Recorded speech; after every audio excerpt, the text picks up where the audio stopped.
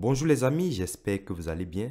Dans cette partie de notre formation, nous allons apprendre à utiliser ChatGPT pour automatiser la création de nos vagrants files. ChatGPT, c'est une intelligence artificielle très célèbre. D'ailleurs, je n'ai pas besoin de la présenter parce que je suis sûr et certain que vous la connaissez. Et donc, ChatGPT peut effectivement nous permettre de créer nos vagrants files, ce qui va donc nous permettre de gagner encore en temps dans la création de nos vagrants files. Pour cette démo, je vais demander à ChatGPT de m'installer un contrôleur de domaine.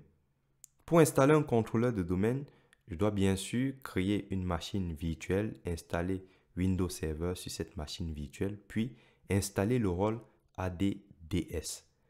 Alors, comment je vais demander à ChatGPT de me produire ce vagrant file? Regardez ce que je vais faire. Je lui dis ce que je veux, mais bien sûr, je dois donner les bonnes instructions. Alors, je vais lui dire ceci. Produis-moi un vagrant file pour déployer ADDS sur Windows Server. Et je vais dire à l'aide de PowerShell. Voilà. Si je ne mets pas PowerShell, je risque d'avoir un mauvais résultat. Donc, on va voir ce qu'il va nous dire. Très bien. Donc, c'est terminé. Comme vous pouvez le voir, il m'a fourni du code. Je vais copier tout ceci. Donc, je peux directement faire copie ici. Ensuite, hop, nous allons créer un nouveau projet. Et là, je vais mettre ici Windows. Alors, mkd Windows. C'est une directory Windows. Ok, je vais faire un nano. Alors, excusez-moi, je ne suis pas. Je vais plutôt faire Notepad. Et je vais mettre ici vagrant file. Hop, c'est pas grave. Hop, je vais coller. Très bien. Une fois que je colle, regardez, il a choisi la box. Donc, je dois m'assurer que cette box existe déjà avant d'aller plus loin. Donc, je vais aller regarder si la box existe. Vagrant Cloud. Hop. Je vais mettre là Windows. Et s'il y a du 2022, je peux le prendre. Alors, je vais prendre... Il y a Windows Server 2012 R2. Donc, hop, je vais mettre comme ceci. Next. Alors, je vais plutôt venir comme ceci et on va regarder directement ceci. Hop.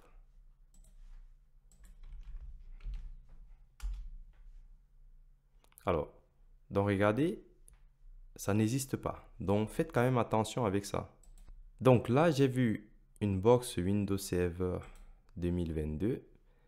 Alors, le problème, c'est qu'elle sera très lourde.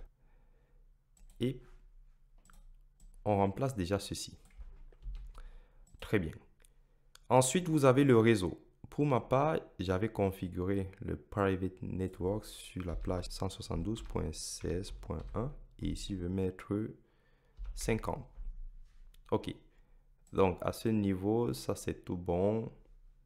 Ensuite, vous avez donc la partie installation du contrôleur de domaine ici. Donc, on utilise bien du PowerShell. Très bien. Alors, ce qu'on doit modifier ici, par contre, hop, je vais mettre ici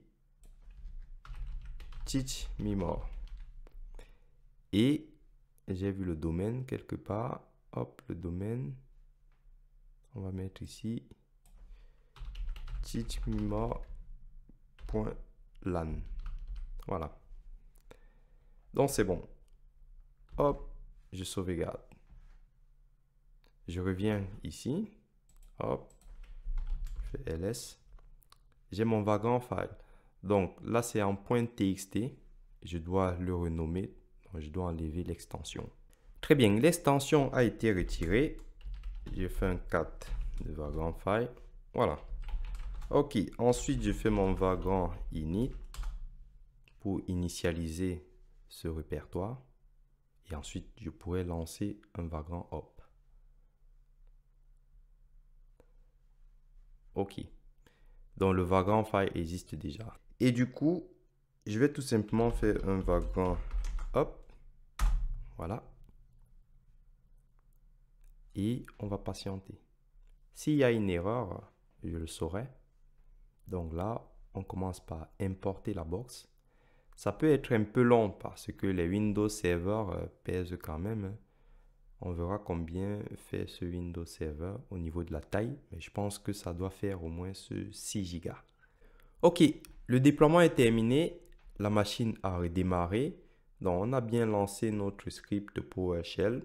Et visiblement, vous avez donc ADDS qui a été installé.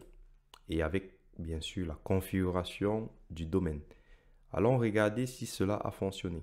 Donc, je me rends directement sur VirtualBox. Là, il ne s'agit plus ici de se connecter à l'aide du shell. Et hop, voilà. Je suis connecté sur Windows. Très bien.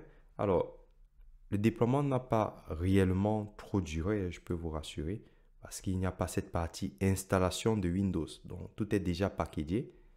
Et hop, on va regarder si ADDS a été installé. Hop. Donc, local server, on va regarder ici. Hop, je vais venir là. ADDS, regardez, c'est installé. Parfait. Donc, avec ceci, je peux installer les différents rôles et fonctionnalités. Et lorsque je me connecte, je passe directement à la configuration. Et pour la configuration, on peut encore pas mal automatiser certaines choses. C'est-à-dire, avant de promouvoir cette machine en contrôleur de domaine, il faut déjà qu'on donne un nom à cette machine.